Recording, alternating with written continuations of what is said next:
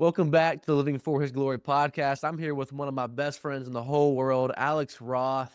I'm really looking forward to this call. I think Alex has definitely a different perspective for us than what we're used to.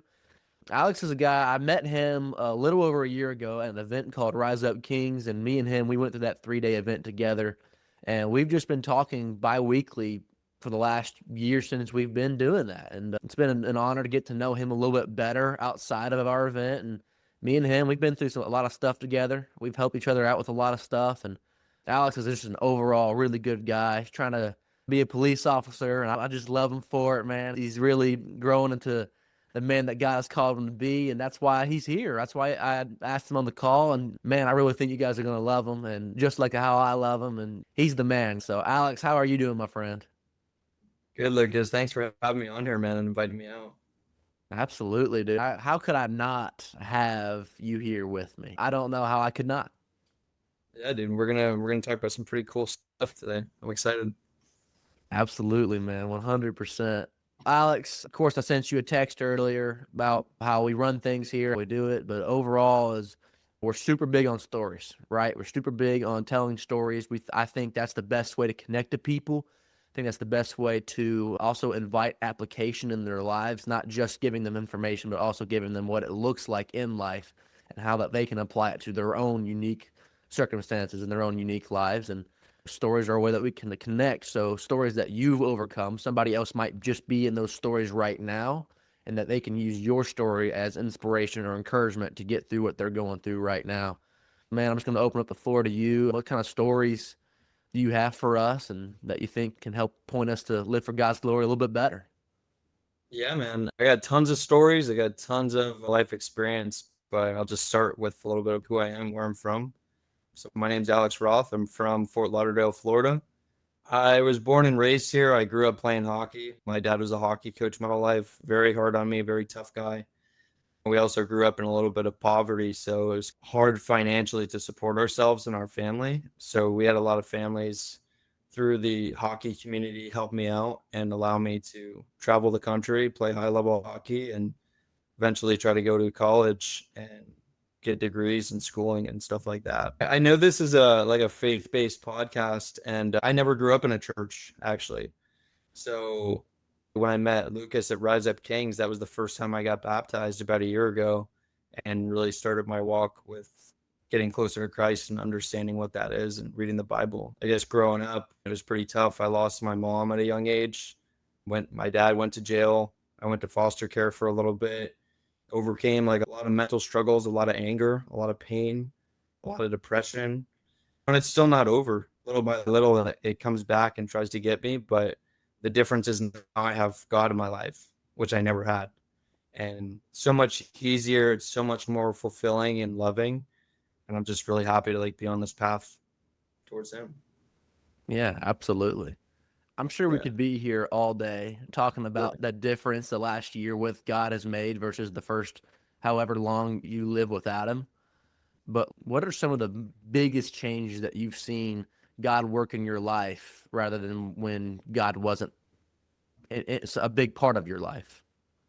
Oh, honestly, the biggest thing, I was in a church group last night and this thing hit me like a brick. Forgiveness. When I was younger, I'd been through a lot, like my mom passing away. I didn't mention this too, but I've also like attempted suicide and got Baker acted sometimes, which is pretty tough if anybody's dealing with like mental health struggles and whatnot. And when I was in that hole, when I was in that darkness, I had no hope. I had no light. It was all darkness, really hard to see things in a positive light. Even though I kept grinding and doing the best I could, it was a really dark time in my life. And what that did was it made me have a really cold heart. Like I was very cold hearted and I didn't even know it. So I was really hurting people around me, actually ruining many relationships because I was so hurt and damaged. And now I feel like my heart's like on fire. Like even if somebody does me wrong or even if something happens around me, I'm just like very loving, very forgiving because at the end of the day, what I learned is that Jesus died for us. He paid the price for our sins. So I try to live my day to day like Christ did in a way. And I'm not perfect, but I just do the best that I can and help as many people as I can and forgive 70 times, 7 times, just like he did with us. So that's probably been the biggest difference. Yeah, absolutely. How have you, because you mentioned that you were really cold-hearted, right? Especially towards people, especially towards relationships that you've had. How has this new relationship with Jesus, how has it changed the way that you've seen people, not just the people that you're close with, but just the people that you just see around in daily life? Yeah, that's a great question. So I live in South Florida. When I was younger, I hated South Florida. I was like, the people are so rude here. Everybody's so mean. Like, nobody wants to talk to me. Like when I lived in my own bubble. So that's how I used to see people. I used to be in my own bubble. I used to think everybody's mean, everybody's rude, nobody wants to talk. Bad drivers down here, all that craziness. So I started doing business with this guy after Ruck a little over a year ago named David Jameson. And we're getting me out of my shell a little bit. And that's when I really started noticing that I'm getting away from that cold heartedness. Like I'm separating from like that person who I used to be because when I got baptized, God created like a new man in me. Like I'm a new creation. I'm not who I once was. And he's like, go talk to that guy. And I'm like, he doesn't want to talk to me. Why would he want to talk to me? He's like, I don't know, just go give him a compliment. Go tell him you like his hat or something simple like that. And it was really hard to do. And eventually I went up to him and I said, hey man, I like your hat. You like the Florida Panthers? He's, yeah, I do. And we started talking a little bit. And I came back to him and he said, so what did you learn? And I'm like, I don't know. Like I didn't expect that guy to go and talk to me. So what I'm saying is that a lot of that cold heartedness came from within. It had nothing to do with anybody else. It came from within. I portrayed my perspective on people. I'm the one that was thinking they don't like me, they don't care about me, they don't want me in their life. I'm a burden, I'm a mess. That's how I used to think when I was younger. Now I love living down here and I actually want to stay. I prefer to be a cop down here than anywhere else because I feel like this is my home. This is where I can make a big impact. And I now love the people down here because when I talk to people now, I say, how can I benefit them? How can I make their day better? Just give them a compliment, just have a conversation with the cashier. What can I do to like help somebody out? I was in church group last night and there's a guy that was struggling with anger issues in his family. And I hadn't talked to this guy in this group for a little over a month now. And I was walking out to our car together and I was like, dude, you look so happy. I see a huge transformation in you from when you started. You didn't even smile. And now you're lighting up the room for everybody else. I'm like, dude, I just wanted to tell you that's amazing. And he had the biggest smile. He was so lit up. And he probably took that and carried it on with his family and his home. So I think that's where the perspective is now. That's how I used to see people. And now I see people in a more positive light because I'm thinking about what I can give to them instead of how they see me and my own perspective. If that makes sense. Or Yeah, rambling a yeah. little. You're now seeing them more as God's children, right? Yeah, it's Was that perspective towards people just something that you picked up as a kid, or was it something that somebody indoctrinated you in? yeah, it might have come from a little bit of myself and a little bit from like my dad. My dad had like anger issues and surprisingly I picked up on that. I don't know how, but apple doesn't fall far from the tree. Whatever you're surrounding yourself with is who you become. And as a kid, a lot of those things you can't control. You can't control your parents. You can't control certain things that happen in your life. But at the end of the day, what I realized is that God did that for a reason to build me up to be the man that I am today. And I wouldn't have it any other way. But yeah, my dad used to be negative and get on me a lot about stuff and just this guy doesn't like me or screw this guy and very negative. And I took that victim mentality on my own and man, it didn't serve me. It didn't help me for the longest time until I started really doing the work and understanding what that victim mentality looks like and how to break out of it. Yeah. Yeah, absolutely. We as people look for things to model, right? And we Mm. think a lot of that is just growing up and children, which there's a good amount, or that, yes, that's the truth, because as kids, we're still figuring out life, we're figuring out, okay, how do we live life? So, yeah, of course, we're going to model our parents just because we acknowledge them as older than us, more experienced than us. Also, just the people that have kept us alive all the time growing up. But even here now as adults, now we have a little bit more influence about who's in our lives, who's in our circle, but we still model each other and the things that we put into our brain, our music, our TV shows, but especially each other, right? Me and you are in a group of 6 guys, and we meet bi-weekly, and we model each other because we're not just helping each other and learning from each other, we are also just modeling each other. And after our calls, okay, it's, yes, there might be one person that we're helping out. And me and you have both been on the receiving end of that. But then I don't know about you, but I'll get off the call. Even if I wasn't the person that was getting helped or was talking through things with or whatever, I'll still get off the call and I'll be like, okay, does this show up in my life somewhere? Like, where can I take this into my life? Is this showing up somewhere that I need to think about, or just looking for those little application and like, how can I model what we talked about here? And am I struggling with the same things? Yeah. Dude, I love our group. I think if you want to talk about men and women, women have really amazing social and communication skills with each other. Oh my God, I love your hair. And oh my God. And then, like, guys just aren't normally like that. We're very to ourselves, especially with our feelings. And through Rise Up Kings, like, getting that deep and that vulnerable with somebody, man, it just created like an insane bond with us.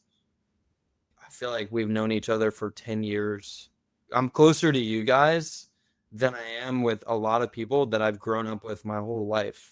And that's pretty special. It's pretty amazing. So imagine the growth that you can have with that group of people, with our group of people of men, being vulnerable, picking each other up.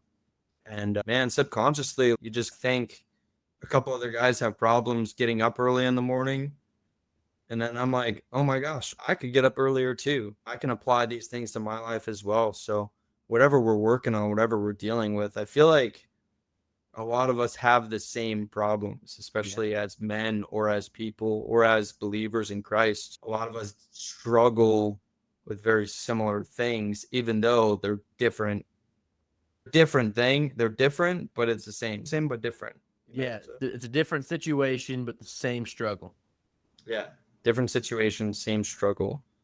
Yeah. That happens in church too when they talk about stuff and oh, hope. Hope can be for anything, for everything. Faith, Yeah. trust, patience, all those things they can apply to a lot of different areas in life, whatever we're struggling with, you know.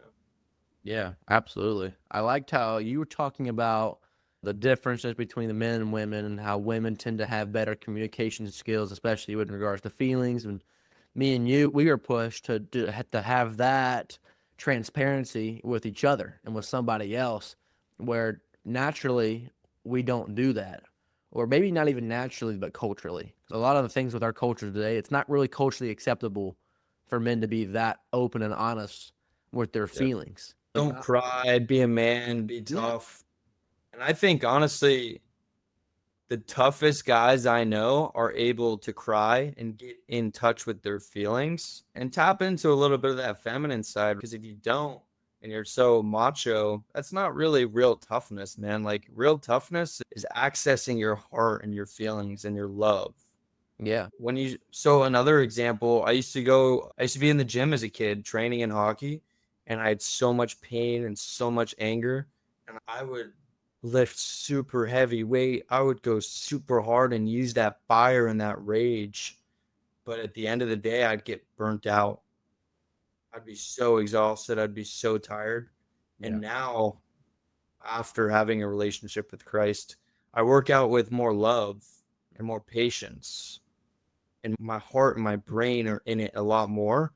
And I'm actually able to lift way more weight and go way longer distances and have way more strength than I did with anger. Yeah. I get way more done in my life now with love and patience than I did with any kind of anger and resentment and pain that I had. I love that, dude. That's a huge difference. Yeah. There's a lot of false masculinity in that, right? Oh yeah. There's a lot of, and something about anger, like I was saying earlier with the cultural thing, it's culturally acceptable for us to hide and hide our feelings and everything. People say that in terms of other people. We end up hiding from ourselves as well as hiding it from other people.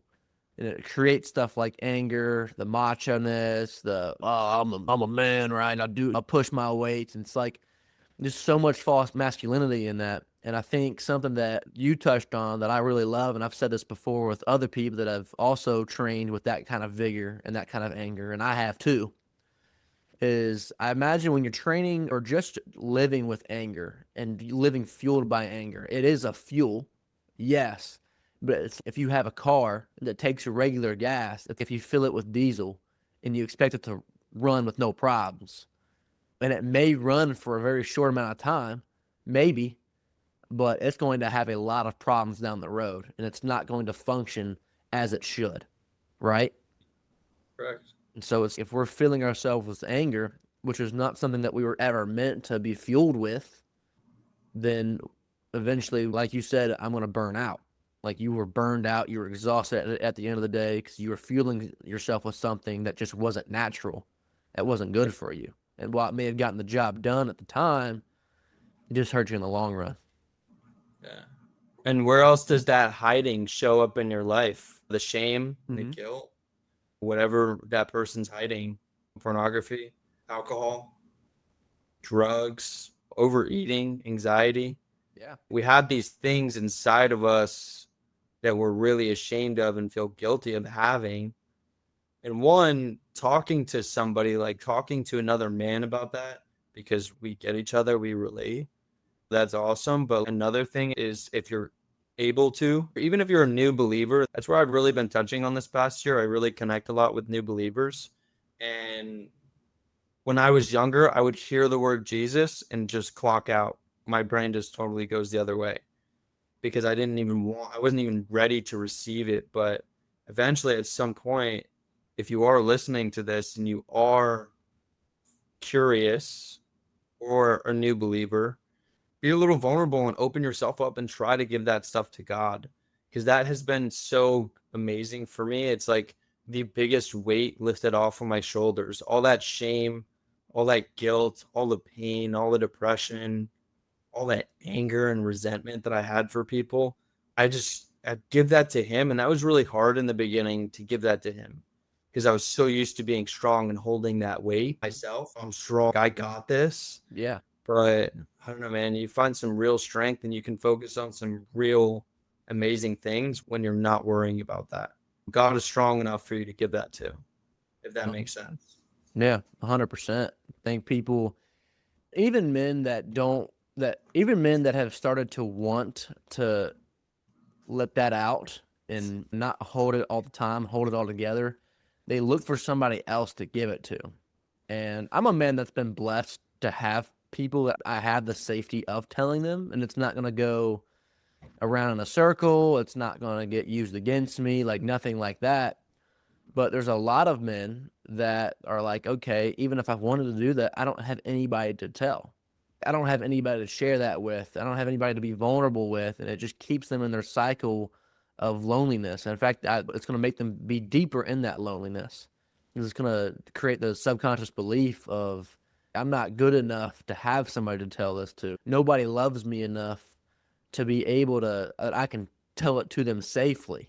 But at the end of the day, no matter who you have or who you don't have in the world, we all have the same God in heaven. We all have the same God who loves us. We all have the same God who has us. And while it might not feel as real because he's not a physical person right here with us right now, there is nobody better to tell but God. I've had experiences where I've been open and honest with friends of mine, but I hadn't yet been open and honest about it with God. And I felt good telling it to somebody, but I would still go back home and sit and lay in my bed at night and be like, man, I don't feel better. I feel maybe a little bit better, but I don't feel fulfilled. I feel like I still carry that weight. And it was when I took it to God and not just a brother, that I really began to feel that weight come off, because we as humans can't hold that weight. No matter how many people we share that weight with, we cannot hold it. God is the only one that can hold that weight. And so when you share that with him and he takes that weight from you, it's just a complete game changer. Yeah, man, that's huge because I didn't believe in God. Dude, I resented God. I was that lonely kid that you're talking about just now. I would isolate. I wouldn't hang out with people. I would think nobody likes me. Nobody cares about my problems. Nobody understands me. Right. But through it all, I've come to realize that God was actually there for me. And sometimes he does things in a way to shape you to who you are. And that's why I'm super grateful for it now, even though it's a painful process. But yeah, when you see the true power and strength and love and forgiveness that God gives to us, man, it's changes your life. I don't think I could ever go back to being that person that I used to be. Even though there's some little struggles, there's some little waves, that gives me even more opportunity to get closer to him, to actually change, to actually grow. But you have to really want it. You have to really put effort in and try to seek it out, especially if you haven't grown up in a church. I still don't know a lot of things in the Bible. I still don't. I learned so much from you guys. One thing I really liked about opening up to you guys is when we open up to each other and friends, family, whoever that looks like, that you can really trust with your words and your feelings without getting judgment. It's like you're in a weight room. That's telling a friend or family is like taking 5 pounds off, taking maybe 10 pounds off somebody that's really close to you. But when you give it to God, it's like he just picks up like 100 pounds or even the whole weight, whatever you're lifting. It's so easy for him. He's like a professional bodybuilder. Yeah. In a way. And no, he definitely is in many ways. But something that I love that you guys said to me really early on when we started talking, I was like, guys, it's so hard to keep up with some of the things that you're saying. It just doesn't make sense. How can you have this much faith in God? How can you understand this much scripture? And I don't remember if you said it or Steph or one of the other guys said it, but he said, our roots are so deep because we grew up with this. We've been reading this our whole lives. You just started now. Your roots aren't that deep. Your roots aren't that strong. So you're like a weed. It's really easy to pull you up, but you guys are like deep, thick rooted trees in God. And then he also said, I was like, wow, I really look up to you guys. That's what I want to be. I want to be a deep rooted tree. I want to be closer to the Lord like that. One, it takes time and patience. But the other thing, I think Steph said it, is that we really look up to you because you're such a new believer. You have that new faith, that new fire, that new curiosity that we tend to lose over time. And that's where we really complement each other. Because I'm not perfect. Like, dude, like I had done crazy stuff. I'm not perfect, but I try to be more like you guys, and you guys see how I am, and you get a little fired up from that, and it's a really good kind of relationship. And at the end of the day, it always brings us closer to the Lord. Fired up about that, man. I get excited. Absolutely. That's, dude, and just talking to people about Jesus, and like no matter what walk it is, whether you're pretty new like you, whether you've been in it for 5 years like some other guys I know, or really your whole life like I have been. I've been following Jesus since I was like in the first grade or something. I was like 8, 9, something.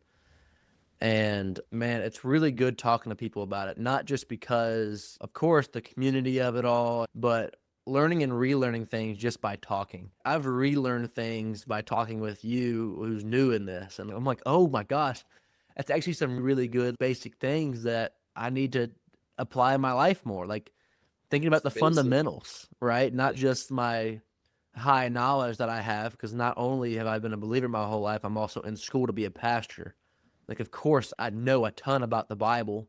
Of course, I know a ton about the ways to communicate the Bible, but I can lose the fundamentals. I can lose the basics. And that's why I talk about the basics a lot on the podcast, because it's not just about whether you believe in something crazy, whether you believe on which side you are, the predestination versus free will, which is a debate that will never be solved. But it's like, hey, at the end of the day, our basis is Jesus died on the cross for you. Jesus loves you. And that is the core of our belief. And then, of course, the things that we've talked about with you with your daily life and the other guys I've talked to with their daily life, you're more of just my brother in general, but I also have big brothers that I talk to that help me. I have little brothers that I talk to, but they also help me.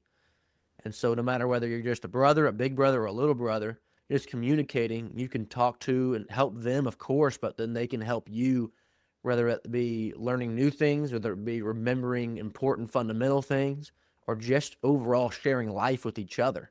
It's just a complete game changer, and it's all amazing formational work as we grow together to have to learn how to live for God's glory better. Whether I know more than you do or more than me, just by talking, me and you just figure out together. Yeah, it's because you have an open mindset. A lot of people, they want to change, but they're not open to hearing the music. I think you can learn something from everybody, even your enemies, your family. For me, I learned so much about myself through 3-year-olds and 5-year-olds Yeah. Yeah. because I grew up playing ice hockey. So I coach ice hockey now. And man, some of those 3-year-olds, 4-year-olds, 10-year-olds, 15-year-olds, man, like I was there once before, and you see how their mind works and you see what they're struggling with. I'll tell a quick story. I love telling this story. It's so funny. When I first started coaching at my ice rink, my dad was so tough on me. If I missed the net and shooting, 10 push-ups. If I didn't shoot as hard as I could, 10 push-ups. If I wasn't going as fast as I could, 10 push-ups. If I gave him attitude, 20 push-ups. And I was like 7 years old. Man, he was so hard on me, screamed at me. And I was so used to that and playing like decently high level hockey. When I started coaching at the rink, there's like a little skating group, like learn to skate, stuff like that. And I talked to our skating director and I was like, if you need help, like I can help. She's like, okay. And I was like, just please, one thing I ask is don't put me with the babies. Put me with the kids that are older so I can communicate with them. Like they understand. The little kids, they don't understand that stuff. What did she do? She put me right with the babies. As any good coach does. 100%, dude. You can't avoid stuff like that. So it was like 2-year-olds, 3-year-olds learning how to skate. And I was skating with one of the kids and he falls. I'm like, okay, get up. Let's go. I'm like, oh my gosh, he can't actually get up. He has no idea how to get up. He has no fundamental process of what to even do.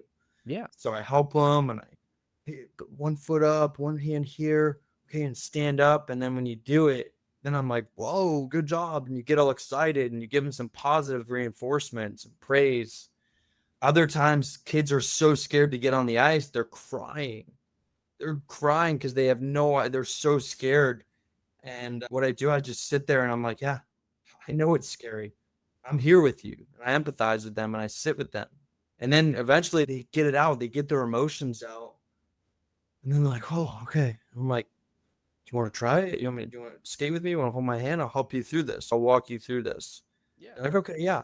And they start doing it and they're walking and then they're smiling and they're so happy. It's like we have to do that to ourselves in a way too. Like you learn from me the fundamentals, the basics of following Christ or anything in life. And like I learned from these little kids how to be there for myself, how to actually feel my emotions, how to be patient, take my time with myself sometimes. And that we're all growing, we're all getting better, and we're all learning at different levels. Some kids pick it up real quick. Sometimes takes a while to get the basic understanding down. And sometimes those kids blow up later on in life and these kids slow down. So you just have to stay focused on yourself, your own walk with Christ, your own things that you're going through. Don't compare. Don't look in other people's lanes. Just stay focused and driven on what you're trying to accomplish, your goals, and connect with the people that can help you get there. Which is exactly what we do with the guys. Absolutely. And then helping other people on their walks as well as they're growing and communicating. It's an interesting little paradox there because it's focus on yourself, but also don't. Yeah, like you be the example in a way. Like you focus on yourself It's like you're in an airplane crash. You got to put your mask on before you help somebody else. Yeah. I remember my freshman year of college, and it was like first semester, one of my first classes ever. And it was an introductory class to the religion department. The class was like half a semester. So it was like just basically a formality class. And I remember the professor, and he's a really personal guy. He won't get in your face, but he's right there. He will get close to you. He'll get uncomfortably close to you. And one of the things he was saying was like, hey, like he reached out his hand and was like, come with me on this journey. And I'm looking up at him. I'm like, what are you talking about right now? What are you talking about? Like, what? It didn't quite click to me. Come with me on the journey. I'm like, what do you mean? Yes, I want to learn from you. You know far more than I do. He's written multiple theological books. I want to learn from you, of course, but what do you mean come with you on the journey? We're in totally different walks of life. You're like 40 years older than I am. Like, we're in a whole entirely different worlds almost. But then I'm thinking about you and the kids that you were coaching in hockey, and it was like you're on a whole other skill level than they are, and much more developed. But like when you were helping them learn how to get up, you were literally walking with them on their journey. And as I've grown up the last couple of years that I've had this class and had this professor, and was like, okay, yeah, he's on a whole other planet of knowledge than I am, but he still wanted to walk with me in my journey to Christ and my journey with Christ. Like he was still there on my journey with me, even though he was a little bit ahead in his own journey. And I Yeah. see that with other guys that have mentored me, and I've seen that with myself being a mentor to other people, whether it be younger Christians or younger golfers alike. I'm like, I may be more developed in my golf and in my relationship with Christ than you are, but at the same time, it's like I'm with you on your journey. Like I'm still there with you and helping you and walking with you. It's just an amazing thing to be a part of and witness. I think since I've been working at this eye strength, it's been the most rewarding thing is watching my students and kids around the rink, particularly my students, because I work with them so on a deep level, overcome certain challenges and just reach new goals and accomplish new things. I had he just turned 6 years old. This kid's a stud. He flips the puck up and then bats it out of the air for the first time. And I literally screamed on the ice. I was like, oh my gosh. He saw me do it like a couple times over the years. And then he saw me do it one time and then he just tried it and nailed it. And I was like, oh my gosh, dude, that's crazy. He just did that. Just picked up He's, on it. Yeah. he's freaking out. Yeah. I had another student on Monday, one of my really close students. I was doing something really advanced with him. And he was doing it and he wasn't doing it exactly right, but he was kind of getting it. And then I was like, okay, what does this look like? I showed him the fundamental movement, which is incorporated in the advanced one. And I was like, what does it look like? He's, oh, it's just a backwards inside edge. And I said, you have to be good at backwards inside edge to be able to do like a crossover and understride. Have to have that balance. And I said, do you see why the fundamentals are so important? You see why I do them so much? Yeah. Because if you get good at the fundamentals, you're going to get really good at the advanced stuff. Yes. That's just in life, that's in faith, it's in everything. You get really good at staying disciplined and staying focused and doing those little fundamental things that are really important. Everything else is going to be a lot easier. And what did he do? He did that drill. He did it perfectly the next time. And I was like, dude, yes, that's exactly what I'm talking about. Yeah. And you could just see his brain just grow. Yeah. It is a pretty big head, but you could just see his brain just blow up. And it's so amazing being able to help people like that. Yeah. But then you also want to have mentors too. You also want to have people that are pouring into you that are way advanced in their years. Yes. So you can be that kid expanding. You can have that growth yourself. Yes. Have mentors, people that are higher than you, have people who are on your level, like maybe our group, like us, we're young guys on the same level, and then some kids that you're teaching, some kids that you're pouring into, some younger crowd, maybe somebody who doesn't have a lot of faith, pour into them, and you get all areas that all different perspectives, you get major growth in your life. Oh yeah. And it's not just about age. There's going to be guys that you encounter that are older than you, but that you can help as if you are the big brother. There's going to be times where this might be a little humility dose on occasion, but there's going to be times where you meet some guys that are younger than you that help you out tremendously. Like I'm going to use Drew Wall as an example. He's Yeah. 19. I forget that. I forget Drew's 19, and I'm like, how are you a 19-year-old? Like There's a, he's 19 going on like 28. Like something wild. He's a beast. yeah. Nah, I love Drew. Who can't? Who can't? Dude, that guy works so hard and has so much, man, he has so much stuff together. And you know what? He has problems too. He's not perfect. Oh yeah. He was on the call 2 weeks ago, like struggling with some stuff, and we're still there for him. Like, even though your life is good, and like people on social media and stuff, oh my gosh, everything's perfect. I'm in the best relationship ever. I have the best job ever. And you have no idea how their life actually is. And I actually used to think that with church. Really? You I think didn't that? feel good enough going to church because people would go to church and they would worship and they would be so happy and hallelujah and oh my gosh, life is so great. And I'm sitting there miserable, depressed. I have no idea what I'm going to do with my life. Like, how do these people have it together? Like, I don't even feel fit to be here. Yeah. And then recently I got in this 12-step group, and I see some of the people that I saw in church, and they're in that group and they're struggling with a Yeah. whole bunch of other things. And that's one thing that they made it clear, where it's, you think you see all these happy people in church, but you don't see their problems. Yeah. Everybody has problems. Everybody has hangups. Everybody's going through something in their own form and way. Nobody's life is perfect. But I used to think, man, I'm not even good enough to be here. Like, all these people are so happy and so perfect. I don't even deserve to be happy. I don't deserve to have a relationship with him. Yeah. I deserve to suffer and be in pain. That's all I've known. Yeah. Absolutely. You gotta, hopefully, if somebody's listening, this helps them, man. But just know you're not alone. Know you're not the only one dealing with stuff. And connect with people. Push out of that. Push out of that comfort zone of what you know. And get curious on what else is out there. What else could your life look like? What else could your life be? That's a big reason why this podcast is so stories focused. Yeah. Just because we're not going to change our perspective just by us, on our own power, on our own knowledge.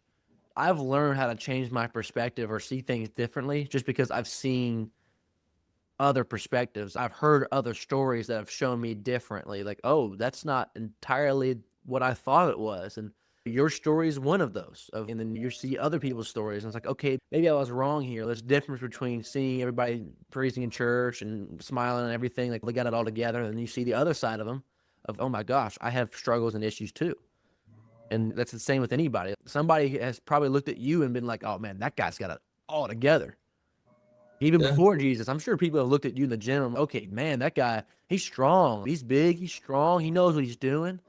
Man, I wish I could be like Alex, or I wish I could be like him. No, like he's wrestling with stuff. He's dealing with stuff, and so is everybody else. And so now I'm walking through life and I'm experiencing like, okay, yeah, like you had a smile on your face, but what have you been through that has honestly put that smile on your face? Oh, that's good.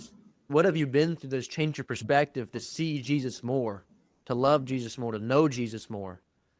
I have a bigger smile on my face than what I did 4 years ago because I've been through so many more things just with failed relationships, just with, honestly, on some levels, failed dreams, failed aspirations, just all these failures that have wrecked me, have wrecked my life, and I've had to rebuild from that. And obviously, going through the crucible, being wrecked and rebuilt there, it's like I've been wrecked and rebuilt so many times. I see Jesus so much more in so many more ways. It's like I smile even more. I love even more. Like I've been shifted and changed so much more just because I've seen and encountered so much pain. But instead of dwelling in that pain and isolating myself in that pain, I've seen Jesus more and I've seen more community. I was listening to this podcast clip yesterday, and it talked about the difference between Judas and Peter. Because at the end, both betrayed Jesus. Judas betrayed him to Rome, but Peter betrayed him with his mouth. He denied Jesus 3 times after he was crucified. Like both as a betrayal of Jesus. Judas hung himself. Judas committed suicide, but Peter became the head of the church. He was the first pope. He started the Catholic Church. So what was the difference here? While Judas had isolation, Peter, after the death of Jesus, went back to fishing. He went back to being a fisherman. He went back to his community. And it was through his community that allowed him to heal and allowed him to grow and allowed him to get better. And of course, he saw Jesus again, risen. But if he had just decided to go alone like Judas did, he probably never would have been alive to see Jesus again. But instead, he had his community, and it allowed him to heal and allowed him to grow. And his community of fishermen just had his back. And so it's like this loneliness that you encounter, man. I believe we create loneliness as we choose. While sometimes there's periods in life where you might not have so many people with you, but there's an aspect of creating loneliness of not only are you in a lone situation, but you don't allow yourself to get out of that lonely situation. And that creates what loneliness is. And if we can focus on having our community, like we have with our 6 guys and the Rise Up Kings family in general, and whoever we have in our daily lives that we see each other every day, it's like we're building that community, and that community helps us and helps us heal and allows us to grow and do amazing things. Yeah. Yeah. And I think loneliness is a choice. I believe sometimes God does put you in situations where you're alone, you're isolated, because he wants to talk to you. He wants to show you something or communicate something with you. Like when we had our time alone with God at Rise Up King, that was the first time I ever heard or felt like God's voice, and like the overwhelming clarity and love that I got from it was overwhelming. It was crazy. And he told me to be like, you're going to be a cop. And with everything that you've been through, everything you've learned, that's your purpose. So I found my purpose in that lonely time with him, right? There's times to be alone and to really just listen and talk to him and have that conversation, that relationship with him. Then there's also times to connect with your family, your brothers, your sisters, Yeah. that community, get around that community. You guys were really pushing me to get involved with the church. And I told you guys it's really difficult to even step foot in there.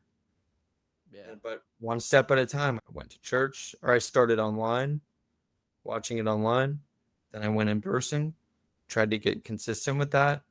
Then you're like, get in a group. I'm like, oh, I don't know. Like, I'm not ready. And then, and one day I just said, I think I needed it. And I was like, I'm going to go to that group. And I went little by little. Now I'm connected in the church a little more. Now I'm in different steps. But listen to this. We did this lesson the other day on loneliness.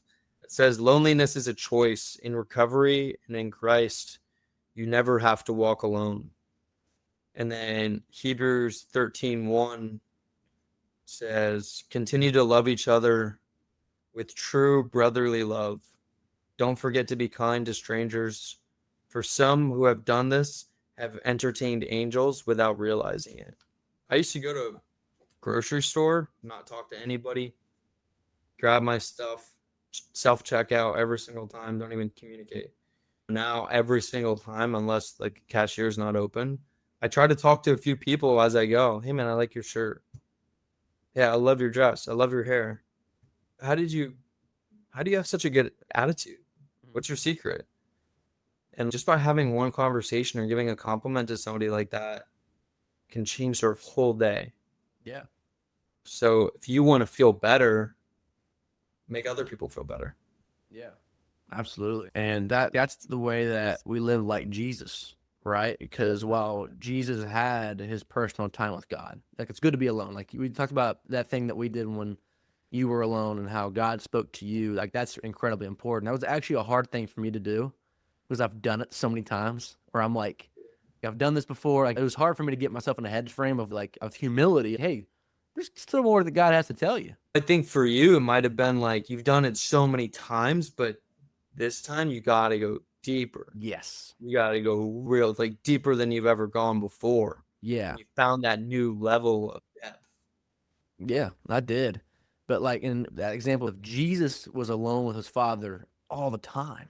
Like all the time. There's multiple instances in the Bible where he did it, where he was alone with God. In fact, he was alone with God one last time right before he was taken to be crucified. And like that, it's such an important thing. But then when he wasn't doing that, he was living community with God's children. It's like Yeah. not only did he focus on his walk and his relationship with God, but he also focused on his mission of having community with others, of teaching to others, and just being around them in general, eating with sinners, doing it that way, of that mix of yes, I'm on my journey with God, I'm on my relationship with God, but I'm also with other people on theirs. And it's not the healthy that need to be healed, but it is the sick. And he was with those and talking with those. And me and you, as we encounter in our lives, like we're around sick people all the time. Me and you are also sick, but we're around people that may not know God or may not love God or may not ever see God in their daily lives. And they might not know that we're Christian when we compliment them or talk to them, but like they are still seeing God through us, even if they don't know that it's God. And that might plant a seed for them to know later down the line. Perfect. Yeah, exactly. Or even if it doesn't plant a seed, even if you don't want to look at it from a faith perspective, look at it from a people perspective. We're all people. We're all hurting. We're all trying to get better. We all have goals. So why not make it a more positive place, more positive environment? Yeah. Why don't you help yourself in your own situation by helping somebody else? That was the weirdest thing for me, was like how good I felt in my own heart by helping somebody else. Like it's kind of selfish. Like I want to feel better, so I have to be selfless. Like it's a really weird dichotomy in how that works, but it's so fulfilling. It's so rewarding.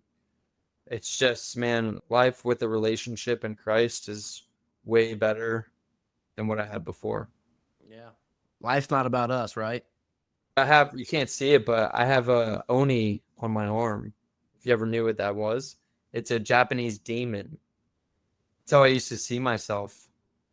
I used to see myself. Well, it's a demon that like it's a good demon that fights bad ones in a way, but still, it's like a dark entity. That's how I used to see myself. My aunt, she said when she picked us up, my sister and I up out of foster care, she told me years later when we reconnected, we lost touch for a while, but when we reconnected, she told me, I thought you were going to be a school shooter. You had so much hate. You had so much pain. Other people, besides her, other people in my life said, that guy's going to kill himself one day. That guy's going to do some crazy stuff one day. And other people thought really good of me, but a lot of people saw a lot of bad in me because I had so much anger that they're like, that I don't know if that kid can control it. I used to get in fights. I played on my hockey team one year, and for Secret Santa, they gave me an anger management workbook. Wow. Like, guys, I used to be bad. I used to be crazy temper, really hurt, and I couldn't be further from it now. Yeah. Now I'm going to be a cop. We have a nonprofit to help send people to Rise Up Kings. Mm-hmm. I'm in church. I would have never thought in my life, if I talked to myself as a kid and you said, hey, man, you're going to be a cop, you're going to be in church, you're going to be helping people, I'd have been like, yo, you're talking to the wrong person right now. That is Yeah. not me. Never going to church. I used Yeah. to run from the police. I used to crazy stuff, man. Yeah. Like, and now it's so weird how stuff turns around. God has a plan for everybody, and whatever that looks like in the listener's point of view and in your perspective or anything, man, it will work out. There is something that He has planned for you. If Yeah. you can just open your heart, open your ears to that growth, to that love, He'll show it to you. Yeah. You have to be willing to listen. It's Yeah. the music. Definitely, 100%. Christ, as you now have more understood, when once you make that decision and once you follow Christ and listen, like he's going to change you. Like he's so amazing and so powerful just by opening yourself up to him and listening to him and trying to live more like him, you're going to be changed on an insane level. Like you said, if you talk to yourself as a kid or even let's call it 2, 3 years ago, you'd have been like, yeah, not me. No way. You're talking to somebody. You're talking to somebody. You must have messed up. You must have made a mistake. And I remember like I've had experiences like that too, where if I was talking to myself 2, 3 years ago and I was looking at myself and said, hey, God has something better for you. God has a better plan for you than what you have planned for yourself, which is to be the best golfer in the world. They've been like, oh, come on. Really? Come on. Maybe not the best, but we're still pretty successful on tour, have some wins, maybe win a couple majors, right? Like, surely, like, I've put my whole life into this. I put my whole soul into this. Surely God's going to reward that. And you know what? Maybe he will, but maybe not in that way. Or I'm 20 years old. Maybe I got time. Who knows, right? But in the day, like God has a better plan, and what God has done, He's got to transform me. Because I used to carry that weight. I used to carry the weight of, man, I've got to be great. I've got to be one of the best ever, if not the best ever. And God has transformed me to be like, man, it's not about you. It's not about you winning those championships. It's not about you winning those tournaments. It's about the difference that you're making on people's lives, the impact that you're bringing, like expanding the kingdom. And the person that you become on that journey. Yes. So not only with other people, but with yourself. It's that weird dichotomy. Why do people climb Everest? To get to the top? No, they climb Everest because of the challenge, because of the journey, because of who they become along the way. Yeah. 100%. Thank you for adding that. That's good. And what God did for me in that transformation was like, hey, my own journey will be a lot better. My transformation will be a lot better. And other people will be impacted. God's kingdom will be expanded more from his will be done, not mine. From maybe not winning these championships and instead doing something like this podcast or doing something like with ministry or doing whatever he calls me to do down the road. It's like my life will be better for it and other people's lives will be better for it. And his kingdom will be expanded that much more because it was not my will that was done, but it was his will that was done. And I was able to be transformed because of that. Yeah, and I think you have a lot of trust in yourself and in what you believe in. And I think that's really admirable. Trust yourself. Trust what God is telling you. Not just in career, but in relationships. Yeah.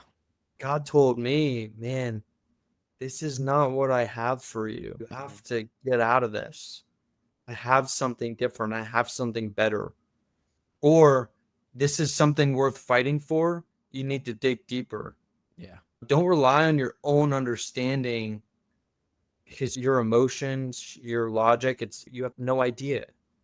You have to trust that belief, that voice in your head that tells you deep down what to do, where to go. Trust that instinct. Wherever that leads you in relationships, career, family, kids. Yeah. What to eat at the grocery store. Don't get that sugar snacks. Get some healthier stuff. Yeah. We know what the right thing is, but oftentimes we go the other way because it's comfortable or easier or more fulfilling and gratifying in that moment instead of having that delayed gratification. 100%, man. I don't think I can think of a better way to end this podcast, man. Yeah, that was beautiful. Yeah, it's been a pleasure, Alex. I really enjoyed having you on here, and the conversation was about as good as I knew it would be. Man, you're amazing. Your testimony is amazing, and I know you're still growing your testimony, but man, you've had so much growth. You're only going to continue to grow, and man, I can't wait to see where God has you in 5 years, in 10 years, and just for the rest of your life, man. I look forward to being a part of that and just talking with you throughout that, through the rest of our lives, man. And dude, you're just amazing. And I think our challenge for the week, guys, is let's take a look at our own lives. Let's take a look at what we want, and let's see if it lines up with what God wants. And if it's not, then may God's will be done, and reflecting, where does God want to transform me? And asking yourself that question, where's God transforming me? Where's God asking me to do better? And where can I let go of my plans and let his plans reign? So where can we trust him and trust ourselves to listen to him as we continue to grow and get better in our daily lives? Beautiful, man. Absolutely. Once again, Alex, it's been an absolute pleasure to have you on here. Man, there's probably going to be a time in the future where I ask you to do this again as we continue to grow and develop. Yeah. We can definitely talk for a while and go real deep into this. Oh, yeah. But I think that's good for today, man. 100. I love you, bro. You're obviously crushing it. This is like really good stuff that you're doing. Do you mind if I plug in some info of mine? Go ahead, please. Okay. So if anybody is listening to this and they want to reach out to me, I have Instagram. So you can go Alex Roth, ALEXROTH_11. If you guys want to reach out or send me a message or connect in any type of way. We also have the Chosen Kings Foundation. So we actually help sponsor people who can't financially go to the Rise Up Kings event. You got your band, but I rep this so much. I'm so proud of this program that changed my life. And if you're looking for that God-given purpose in your life and you want to actually make a change, I think that if you're listening to this podcast, you're definitely one of them. Yeah, if you guys want to reach out on there, that'd be really cool. Lucas, as always, dude, it's good talking to you. This is an amazing thing that you're doing with this podcast, bro. I'm really proud of you. I appreciate you, man. Thank you for coming on here. I hope you enjoyed this episode of Living for His Glory. I had such an amazing time making it. I really hope it connected and impacted you on a significant level. I love making and recording episodes like these. I truly believe that they fulfill the Living for His Glory mission, which is to help you break free of your worldly chains and step into the person that God has called you to be. I love you guys. I hope you guys got a lot out of this. I hope that it changes something about how you do this week. I hope you have a good day and a good week as we continue to get ready for next week's episode. Have a good day, guys, and I'll see you later.